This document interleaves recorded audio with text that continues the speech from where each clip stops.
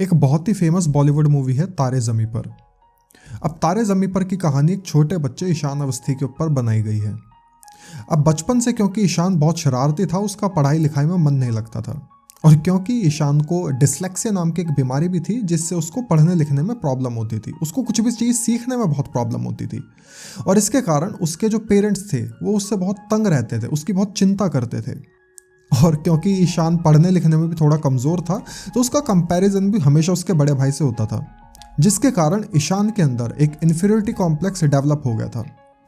अब सिलसिला इसी तरीके से अब चलता रहा और ईशान की शरारतों की वजह से उसके पेरेंट्स ने उसको हॉस्टल के अंदर डाल दिया। अब ईशान क्योंकि बहुत शरारती था, वो हॉस्टल में भी शरारतें किया करता था, तो हॉस्टल में उसको मार पड़ती थी। इसके चक्कर में ईशान डिप्रेशन के अंदर जाने लगा और उसको पता चला शायद उसी के अंदर कुछ कमी थी। अब यहीं पर एंट्री होती है मूवी के हीरो आमिर खान की। अब आमिर खान को जब ये पता चलता है कि ईशान किस वजह से डिप्रेशन में रहता है, उसको डिसलेक्सिया नाम की बीमारी भी है, और ये उसके लिए नेचुरल है कि उसके लिए पढ़ना लिखना इतना ज़्यादा आसान नहीं है, लेकिन ईशान की एक काबिलियत का भी उनको पता चलता है। वो बहुत अच्छा क्रिएटिव बच्चा है और वो एक बहुत अच्छा पेंटर भी है। तो ये सब चीज़ों को जान करके वो ईशान के साथ अपना समय बिताते हैं, उसका कॉन्फिडेंस बूस्ट करते हैं। एंड में वो अपने स्कूल के अंदर ईशान के लिए एक कंपटीशन भी रखवाते हैं जिसको ईशान बहुत अच्छे से जीत जाता है, और यहाँ से ईशान की जो क्रिएटिविटी लेवल है वो बहुत ज़्यादा बढ़ती है। और आगे चल के इसी पे हमें पता चलता है ईशान वापस से इन्फीरियरिटी कॉम्प्लेक्स से निकल गया और ईशान फिर अपने दोस्तों के साथ घुल मिल करके रहने लगा। दोस्तों, इसी तरीके से इस दुनिया में 750 करोड़ लोग रहते हैं।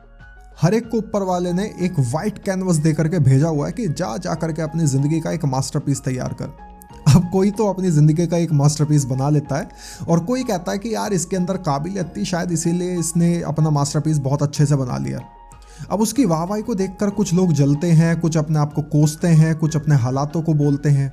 कुछ लोग कहते हैं कि यार वो आईएएस ऑफिसर बन गया, चलो मैं आईएएस ऑफिसर बन जाता हूँ, वो डॉक्टर बन गया, मैं डॉक्टर बन जाता हूँ, वो बिजनेसमैन बन गया, मैं बिजनेसमैन बन जाता हूँ। अभी नहीं, 700 करोड़ लोगों में हर किसी को ऊपर वाले ने अलग तरीके से बनाया है। कोई लंबा है, कोई छोटा है, कोई दुबला है, कोई पतला है, किसी का रंग अलग है, किसी का रंग अलग है, कोई अलग भाषा बोलता है। सभी को अलग अलग तरीके से बनाया हुआ है, सभी को डिफरेंट परिस्थितियों में भगवान ने छोड़ा हुआ है।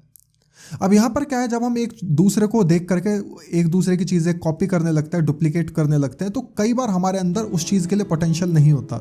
ये बात उसी तरीके से है कि किसी पक्षी को आप तैरने के लिए बोल दीजिए या फिर किसी मछली को आप उड़ने के लिए बोल दीजिए। अब क्योंकि उनके अंदर उतनी काबिलियत ही नहीं है उस चीज़ को करने की और उनका रुचि भी नहीं है उस चीज़ को करने की, तो वो उस चीज़ को नहीं कर पाते। असल में मास्टरपीस आपका तब बनता है जब आप अपने कैनवस को अपने हिसाब से ड्रॉ करते हैं। आप अपने हिसाब से लाल रंग डालते हैं, आप अपने हिसाब से पीला रंग डालते हैं, आप अपने हिसाब से नीला रंग डालते हैं। जिस तरफ से आप अपना पहाड़ बनाना चाहते हैं उस तरफ से पहाड़ बनाते हैं, जिस तरफ से आप सूरज निकालना चाहते हैं आप उस तरफ से सूरज निकालते हैं उस कैनवास के ऊपर। जहां से नदी आप निकालते हैं वहां से नदी निकलती है, जिस तरफ से आपके पक्षी निकलते हैं आप वहां पर उन पक्षियों को उस कैनवास के ऊपर बनाते हैं। लेकिन दोस्तों, असल जिंदगी में भी हमें इस मूवी की तरह ही अपनी जिंदगी को पहचानना चाहिए।